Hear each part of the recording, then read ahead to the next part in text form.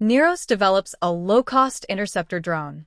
The company that helps supply Ukraine's front lines with cheap, mass-produced attack drones just announced it is racing to build the exact opposite, a drone built specifically to hunt and kill other drones.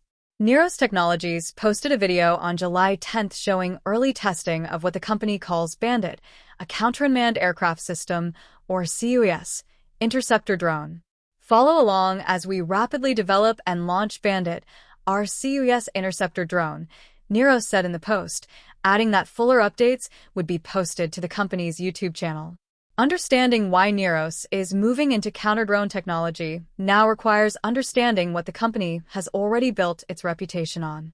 Neros, founded in 2023 by former professional drone racers Soren Monroe Anderson and Olaf Hitchwa, built its business around the Archer, an 8-inch first-person view quadcopter designed to be cheap, expendable, and free of Chinese-made components, a deliberate design choice given how heavily the broader commercial drone industry depends on Chinese suppliers like DJI.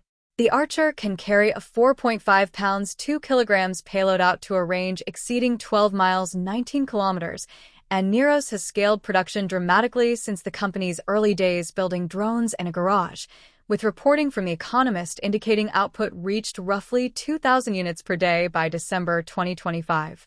Roughly two-thirds of that production has gone to Ukraine, where Neros supplied 6,000 drones under a contract with the International Drone Coalition, while the remainder has flowed to U.S. military customers including the Marine Corps, which awarded Neros a $17 million contract for 8,000 Archer strike drones, the Army, and U.S. Special Operations Command.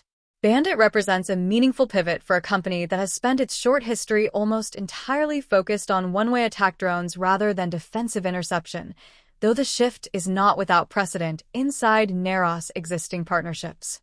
The company has already worked with counter-drone technology firm CX2 Industries to integrate an ARF-seeking payload called Vadris onto the Archer platform, creating a system designed to locate and track the radio signals of an enemy drone's pilot rather than intercept the drone itself in flight.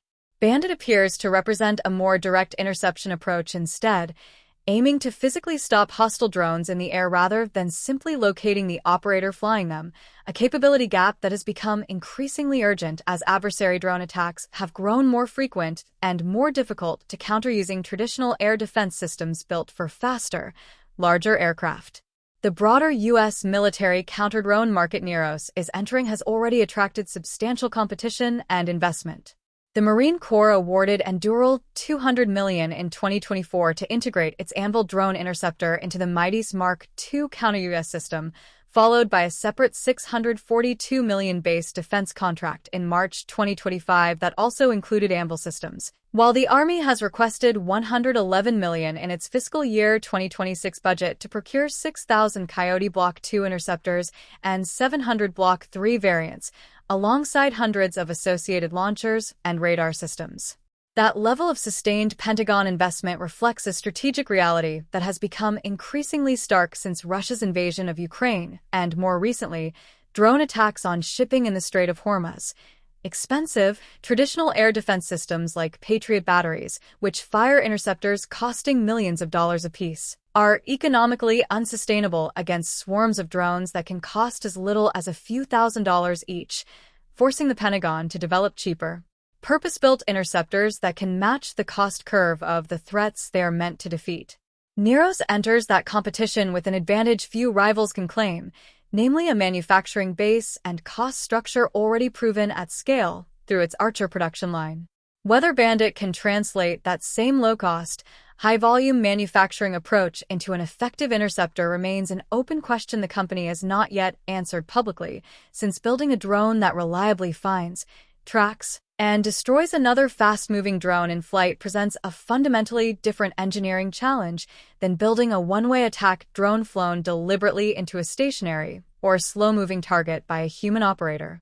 Interceptor drones generally require far more sophisticated onboard sensors and either autonomous guidance or extremely fast human reaction times to successfully close on an evasive, actively piloted target, a technical bar that has proven difficult even for established defense contractors with years of guided munitions experience.